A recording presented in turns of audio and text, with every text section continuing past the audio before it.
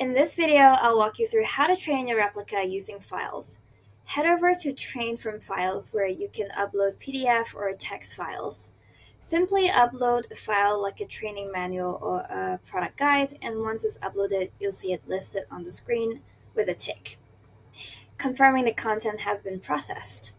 Now, your replica can reference the information from these files in conversation, so if you head over to chat and you ask it questions related to the file that you have fed it with. For example, I've fed it with a document related to agile ceremonies. It's able to answer accurately with the information from the file. And it demonstrates that it's using the information from the uploaded files as well with the hallucination checker. That's it. Files are a great way to load specific detailed content that your replica can quickly reference when needed.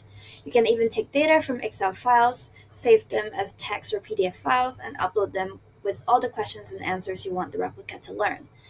This makes it easy to build a rich knowledge base for a digital assistant.